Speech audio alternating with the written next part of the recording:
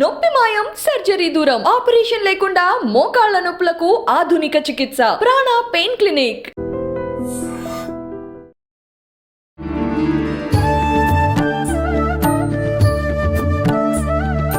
నమస్తే అమ్మా. నమస్తే అమ్మ, గీత నిజంగా చాలా గొప్పది. అది తెలుసుకోవాలని అందరికీ ఉంటుంది, కానీ నియమాలు పాటించాలేమో, ఇది చదవాలన్నా దీంట్లో ఉన్న ఆచరించాల్సి వస్తుందేమో, ఆచరించాలంటే మళ్ళీ నియమాలు పాటించాలేమో, తెలిసి తెలియక ఏం తప్పులు చేస్తామో, మళ్ళీ అది ఎక్కడ దోషంగా మారుతుందో ఇలా అనుకుంటారు. ఇదంతా పక్కన పెడితే చాలామంది దాన్ని తెలుసుకోవడానికి ప్రయత్నం చేస్తారు, తెలుసుకుంటారు. అలా తెలుసుకున్న వారి జీవితంలో మార్పులు వచ్చే అవకాశం ఉంటుందమ్మా? ఎలాంటి మార్పులు వస్తే కనుక? ఖచ్చితంగా ఉంటుంది. గీత గురించి మంచి ప్రశ్న. ఇప్పుడు మనకు కావాల్సింది కూడా అదే. అవును. అంటే భగవద్గీత కించిదధీత గంగా జలలవ కణికా పీత అని చెప్పారు. అంటే అమ్మా, భగవద్గీతని కొంచెమైనా అధ్యయనం చేయి. దేంతో సమానం అంటే గంగా జలాన్ని ఒక అల్పంగా చిన్న బొట్టు తాగినంత ఫలితాన్ని వస్తుంది అని చెప్పనంటారు. సరిపోతుందా? రోజు ఒక శ్లోకం చెప్పేసి నేను గంగాజలం తాగినంత ఆ ఫలితం రావచ్చు, వస్తుంది, కానీ పెద్ద మార్పు ఉండదేమో. ఏముంటుంది ఆ ఫలితం? ఇప్పుడు మనం ఏ పని చేస్తామో దానికి తగ్గ ఫలితం ఉంటుంది తప్పితే అన్నీ రావు. శ్లోకాన్ని చదివినందువల్ల పుణ్యం రావచ్చు. అవును, ఆ గంగాజలం తీసుకున్నటువంటి పుణ్యం అనేది రావచ్చు. కానీ ఒక శ్లోకం కాదు, మొత్తం 18 అధ్యాయాలు పారాయణ చేసినప్పటికీ కూడా పుణ్యం అయితే వస్తుంది. ఓకే, పుణ్యం వస్తే సరిపోతుందా మనకి? మనం అనుకున్నవి కూడా తీరాలి, అప్పుడే మనం తృప్తి చెందుతాం. అసలు తీరాలని చెప్పి భగవద్గీత చదవడమే అసలు అది నవ్వులాటగా ఉంటుంది. ఓకే, ఎందుకంటే అందులో చెప్పాడు కదా, కర్మణ్యేవాధికారస్తే మా ఫలేషు కదాచన అన్నాడు కదా. మళ్ళీ నువ్వు ఫలితాన్ని గురించి మళ్ళీ భగవద్గీత చదివితే నాకు ఇదైందండి, నాకు అదైందండి, అది అవుతుందని చేశానండి, కరెక్ట్గా ఇదైందండి అని చెప్పి అంటారు. అరే అసలు నీ కోరికలే వద్దంటున్నాడుగా అక్కడ. అవును, కోరికలు వద్దంటున్నాడు. ఏం చెప్పాడు అర్జునుడు? ఎప్పుడు అడిగాడు? ఎప్పుడు చెప్పాడు అర్జునుడికి కృష్ణుడు? యుద్ధానికి వెళ్ళాడు. ఇది మనం మామూలుగా చూస్తే పెద్ద అనిపించదు. అర్జునుడు ప్లేస్లో నుంచిన కనుక మనం ఆలోచిస్తే ఎంత భయంకరమైన దృశ్యం అది. అక్కడదా ఏమన్నా తక్కువవాడా అర్జునుడు? ఏమన్నా కొంతమంది నముచి రాక్షసులందరినీ కూడా, అంటే ఇంద్రుడు కూడా జయించలేని రాక్షసుల్ని పాతాళానికి వెళ్ళి జయించినవాడు అర్జునుడు. గోగ్రహణంలో వీళ్ళందరూ కూడా భయపడ్డారు వీళ్ళందరూ, కౌరవులందరూ కూడా. సాక్షాత్తు ఈశ్వరుడే వస్తున్నాడా, రుద్రుడే వస్తున్నాడా అన్నట్టుగా చేశాడు యుద్ధం. అలాంటి వాడు అక్కడ భయపడటం ఏమిటి అంటే, ఒక్కసారి మధ్యలోకి తీసుకెళ్ళమన్నాడు అర్జునుడు. ఒకసారి మధ్యలోకి తీసుకెళ్ళవయ్యా అని. సరే, సారథి కదా ఆయన, పైన ఆయన ఏం చెప్తే అది చేయాలి కాబట్టి తీసుకెళ్ళాడు. చూస్తే అందరూ కూడా ఎవళ్ళు, తాతలు, తండ్రులు, బాబాయిలు, అన్నలు, వీళ్లే కదా ఉన్నది. ఇటు చూస్తే కొడుకులు, మనవాళ్ళు కూడా ఉన్నారు అప్పటికి వీళ్ళందరికీ కూడా.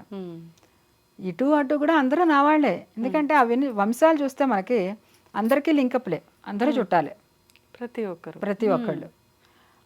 మనం వంశానుకీర్తనం అని చెప్పి అందులో భారతంలో కానీ అన్నిట్లోనే ఇస్తారు. వృష్ణి వంశం ఏమిటి, లేదంటే వీళ్ళ భారత వంశం, పాండవుల యొక్క కౌరవ వంశం ఏమిటి అని చెప్పి ఇస్తారు. మొత్తం ఎలాగైనా బీరకాయ పిచ్చి అందరికీ కూడా ఉంటుంది. అన్నీ తెలిసిన వాడినే. వీళ్ళందరినీ చంపేసి రక్తపు కూడు నేను తినాలా, అంత అవసరమా అని చెప్పని అంటాడు. భయం, బాధ, అందరినీ చంపి అసలు ఎలా భరిస్తాం? అవును, ఇప్పుడు ఒక శత్రుత్వం అనేది దుర్యోధనుడు అంత పని చేశాడు కాబట్టి శత్రుత్వం ఉంటుంది. కానీ అక్కడ దాకా వెళ్ళిన తర్వాత ఈయన విజయుడు, ఎలాగో ఖచ్చితంగా మనకే వస్తుంది విజయం తెలుసు. చంపిన తర్వాత ఎవరి కోసం ఈ రాజ్యాన్ని చేసేది? అందరూ పోయిన తర్వాత అని చెప్పి చాలా బాధపడతాడు. బాబు నేను చేయను, యుద్ధం చేయను, నేను చంపుకోలేను. అది కాక రేపు పొద్దున్న అందరూ చచ్చిపోతారు, మగవాళ్ళందరూ చచ్చిపోతారు. కొన్ని కోట్ల మంది, 18 అక్షౌహిణీల సైన్యం అంటే కొన్ని కోట్ల మంది, మొత్తం ప్రపంచ యుద్ధం అన్నమాట అది. వస్తున్నారు వీళ్ళందరినీ చంపిన తర్వాత ఆడవాళ్ళు ఏమవుతారు? వాళ్ళ గతి ఏమవుతుంది? భార్యలు, కూతుళ్ళు, కోడళ్ళు, వీళ్ళ గతి ఏమవుతుంది? మగవాళ్ళు లేకపోతే ఆడవాళ్ళ పరిస్థితి ఏమిటి అక్కడ? ఎవరో ఒకళ్ళు వచ్చేసి వాళ్ళని ఇచ్చేస్తారు. అంటే కులధర్మాహ ప్రణశ్యంతి కులధర్మ శాశ్వత అని చెప్పి చెప్తాడు అక్కడ. ఉమ్. అన్నీ పోతాయి, నష్టం అవుతాయి అని చెప్పి. ఆ, అది తెలియదా కృష్ణుడికి? తెలియదా? తెలుసు. కానీ తర్వాత జరిగింది అదే కదా. మొత్తం వీళ్ళందరినీ కూడా వాళ్ళందరూ దొంగలు బందిపోటు దొంగలు వచ్చి తీసుకెళ్ళిపోవడం తెలుసు. కానీ అక్కడ ఉన్నటువంటి వీళ్ళందరూ కూడా ఎప్పటి నుంచో కరడు కట్టినటువంటి ఉగ్రవాదులు లాంటి వాళ్ళు అనమాట. ఓకే. నత్వయిత ఆతతాయినహ అని చెప్పని అంటాడు కృష్ణుడు అక్కడ. ఆతతాయినహ అంటే అగ్నితో గరదశ్చైవ అని చెప్పి ఒక శ్లోకం ఉంటుంది. ఉమ్. నిప్పంటించేవాడు, ఇంటికి కానీ ఊరికి కానీ నిప్పంటించేవాడు. ఓకే. గరదహ అంటే విషం పెట్టేవాడు. ఉమ్. అలాగే ఇంకొకళ్ళ భార్యని బలాత్కారంగా తీసుకొచ్చి లాక్కొచ్చేవాడు. ఓకే. అలాగే నీళ్ళలో ముంచి చంపేవాడు. ఉమ్. ఇంకొకళ్ళ సొమ్ముని, ఉమ్. ఇంకొకళ్ళ వస్తువుల్ని కానీ సొమ్ముని కానీ స్థలాన్ని కానీ లాక్కునేవాళ్ళు. ఉమ్. వీళ్ళందరూ ఆతతాయినహ అన్న. ఆ, ఆతతాయినహ అంటే ఉగ్రవాదులు అని. ఓకే. వీళ్ళని అస్సలు తాత్సారం చేయొద్దు, ఉమ్. అంటే వదిలిపెట్టద్దా? వదిలిపెట్టద్దు. ఓకే. ఖచ్చితంగా వాళ్ళు చంపదగ్గ వాళ్ళే. నువ్వేమి జాలిపడాల్సిన అవసరం లేదు. ఉమ్. ద్రౌపదిని ఏం చేశారు వాళ్ళు? సభలోకి ఈడ్చుకురాలేదా? అవును. లక్క ఇంట్లో ఉండగా నిప్పంటించలేదా వాళ్ళు? ఉమ్. చిన్నప్పుడు ఊహ తెలియని అప్పుడిప్పుడే చిన్న చిన్న పిల్లలు వీళ్ళందరూ భీముడికి విషం పెట్టి చంపుదామని చూడలేదా? వీళ్ళందరినీ వదిలేసేసి ఇప్పుడు నేను అస్త్ర సన్యాసం చేసేసి నా వాళ్ళు అంటావు ఇప్పుడు కూర్చుని నువ్వు. ఉమ్. ఉమ్. అందుకని అక్కడ ఉపదేశం చేసిన కారణం. ఉమ్. ఉపదేశం చేస్తూ పైగా అనిపించేది ఇంత చెయ్యమని ఉపదేశం చేస్తున్నాడు, మళ్ళీ ఇందులో వద్దు సాంఖ్యం, కర్మయోగం, జ్ఞానయోగం ఇవన్నీ దేనికి రా అని. మెయిన్గా దాంట్లో భగవద్గీత సారంలో ఉన్నది ఏమిటంటే సత్వరజస్తమో గుణాల గురించి. ఓకే. సత్వరజస్తమో గుణాలు దైవాసుర సంపద్ విభాగ యోగం. సత్వరజస్తమో గుణాల వల్లనే దైవము ఆసురము. ఆసురం అంటే రాక్షస ప్రవృత్తి, దైవం అంటే మంచి దివ్యమైన ప్రవృత్తి.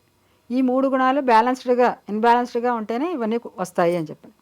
సత్వం ఎక్కువగా ఉంటే దేవతలు, రజోగుణం సత్వం అందరిలోనూ ఉంటాయి. మూడు గుణాలు ఒక్కటే ఉండదు, మారుతూ ఉంటాయి. ఇప్పుడు దాకా నేను సత్వగుణం ఎక్కువగా ఉంది కాబట్టి చాలా ప్రశాంతంగా ఉన్నా. ఏదో కోపం కలిగించే విషయం వచ్చింది, ఆటోమేటిక్గా మనలో ఆ శరీర ధర్మం అంతా మారిపోతుంది, రజోగుణం వస్తుంది. కానీ ఎప్పుడూ సత్వగుణంలో ఉండేవాడు మహర్షి. అంతే. రజోగుణం ఎక్కువగా ఉండేవాడు వాడు కొంచెం పర్వాలేదు, వాడిని మార్చచ్చు. తమో గుణం ఉండేవాళ్ళు ఇంకా వాళ్ళని మార్చడం కష్టం, మహామూర్ఖుడు. ఇవన్నీ చెప్పుకుంటూ వస్తాడు ఆయన. ఓకే. అంటే శ్లోక పారాయణ వల్ల వస్తుందా ఇదంతా? రాదు. మనం అర్థం చేసుకోవాలి. అర్థం చేసుకుంటేనే వస్తుందా? ఉపదేశాలు చేస్తే ఎన్నైనా ఉపదేశాలు చేయొచ్చు, అవును కదా. కానీ మనం ఆచరణలో పెట్టాలి. ఆచరణలో పెడితే మాత్రం ఖచ్చితంగా భగవద్గీత అందరినీ మార్చగలదు. చెప్పినవాడు ఇక్కడ కృష్ణుడు కాదు, భగవానోవాచ అని చెప్పిన అంటారు. సాక్షాత్తు భగవంతుడు. అందులో విశ్వరూపాన్ని మొత్తం అన్నిట్లోనూ నన్ను చూడు, అన్నిటినీ కూడా నాలో చూడు అని చెప్పి చూపించాడు ఆయన. అర్జునుడు ఒక్కసారి చూశాడు. అర్జునుడి ప్లేస్లో ఉండి ఆలోచిస్తే మాత్రం మనకి అసలు ఒక్కసారి ఒళ్ళు గగురు పడుస్తుంది అనమాట. మొత్తం ఎక్కడ చూసినా విశ్వరూప సందర్శన యోగంలో ఎక్కడ చూసినా కళ్ళుట విపరీతమైన ఎక్కువ కళ్ళు, నాలికలు, ముక్కు, దంష్ట్రలు, కోరలు, అనేక బాహూదర వక్త్రనేత్రం అని చెప్పి చెప్తాడు అక్కడ. ఓకే. మనం ఇటు తిరిగాం అనుకోండి, చుట్టూరా ఉన్నారు మనుషులు, మధ్యలో ఉన్నాం. ఎంత భయంకరంగా ఉంటుంది, అందరూ మనల్నే చూస్తూ ఉంటారు. అంత కొన్ని కోట్ల మంది ఆయన చుట్టూరా కనిపిస్తున్నాడు ఆయన. అంత విశ్వరూప సందర్శనాన్ని ఇచ్చి తర్వాత నాయన నేను భరించలేను నిన్ను, ఈ రూపాన్ని నేను తట్టుకోలేను, నువ్వు ఇచ్చిన కళ్ళే కానీ నేను తట్టుకోలేకపోతున్నా చూడటానికి అని చెప్పి అప్పుడు తగ్గాడు. అప్పుడు నా చతుర్భుజ విష్ణుమూర్తిగా, ఆ తర్వాత కృష్ణుడిగా వచ్చాడు. చెప్పింది సాక్షాత్తు భగవానుడు అక్కడ. ఆయన అబద్ధం చెప్పడు. ఆయన చెప్తే మారిన వాళ్ళు కూడా ఉండరు. అంటే ఆ చెప్పే విధానం, ఆయన చెప్పే విధానంలో ఆయన చెప్పాడు, మనం ఆయన విధానంలోకి వెళ్ళి అర్థం చేసుకోవాలి. ఇది ముఖ్యం. నాకు తగ్గట్టుగా నేను అర్థం చేసుకుంటానంటే భగవద్గీత వల్ల ఎలా మారిపోతాం? అవును, మారం కదా. అవును. ఇప్పుడు దాంట్లో ఏం చెప్పాడు అక్కడ, నీకేమి వద్దు, సర్వధర్మాన్ని పరిత్యజ్య మామేకం శరణం వ్రజ. చాలా మంది ఏం చెప్పలేదండి, ఏమో ధర్మాలు ఎక్కలేదు అని చెప్పాడు కదా కృష్ణుడు. మామేకం శరణం వ్రజ, నేను కృష్ణనామాన్ని చేసుకుంటూ కూర్చుంటా అంతే అని చెప్పనండి. ఎలా అవుతుంది మరి? అప్పుడు ఒక్కటే భగవద్గీత వాక్యం ఒకటే అది 18 అధ్యాయాలు ఎందుకు చెప్పాడు ఆయన? అంతే కదా. ఈ ధర్మాలన్నీ ఆచరించు.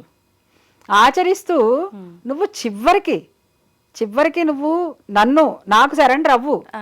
నేనేం చెప్తే అది చెయ్యి, నాకు సరెండర్ అవ్వు. ఓకే. పరిత్యజ్య అంటే ఎవరికి పరిత్యజ్య? నీకు పరిత్యజ్య.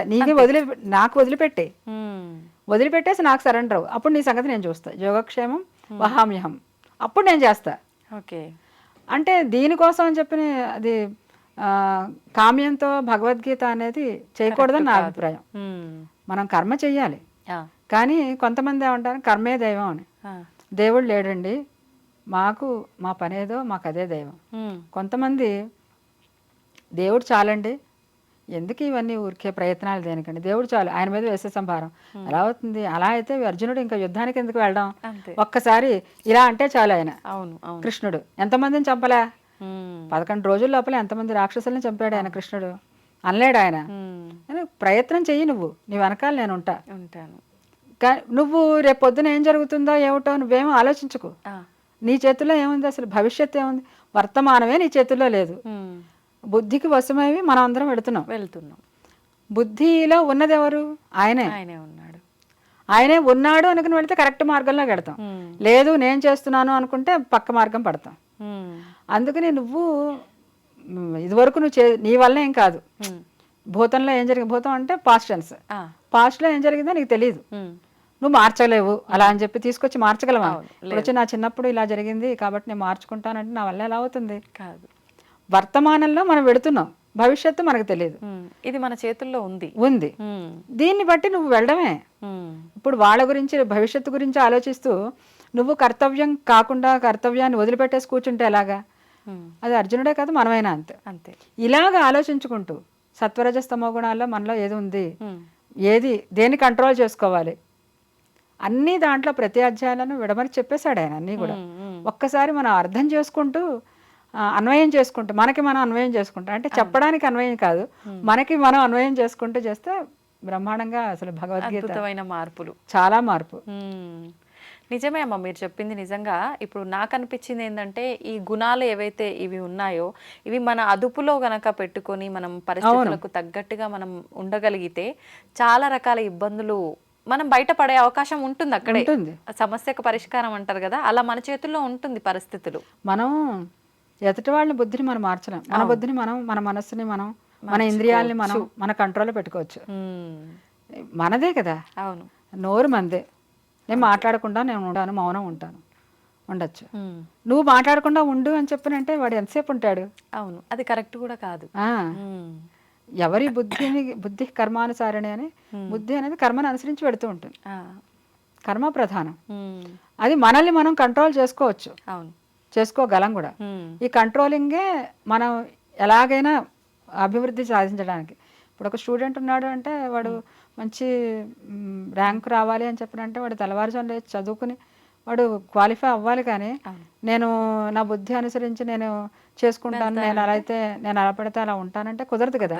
వాడు కంట్రోల్ చేసుకోవాలి. ఇంద్రియాన్ని కంట్రోల్ చేసుకోగలడు వాడు. అలాగే మనం చేసుకోగలం. ఈ చేసుకోవడం ద్వారానే ఈ సత్వరజస్తమో గుణాలు అదుపులో పెట్టుకోవడం అదే. ఓకే. దీని ద్వారా ఏదైనా సాధించవచ్చు. మహర్షులు కానీ దేవతలు కానీ మనకంటే గొప్పవాళ్ళు, కానీ వాళ్ళందరూ ఎందుకు గొప్పవాళ్ళు అయ్యారంటే వాళ్ళు కూడా మనలాగానే సాధన, మనలాగా ఉన్నవాళ్ళే అందరూ కూడా.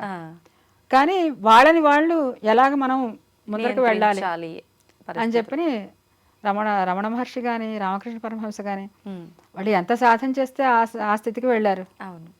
కొంతమంది సాధన చేయకుండా స్థితికి వెళ్ళొచ్చు, కానీ అది పూర్వజన్మ సంస్కారం ఉంటుంది.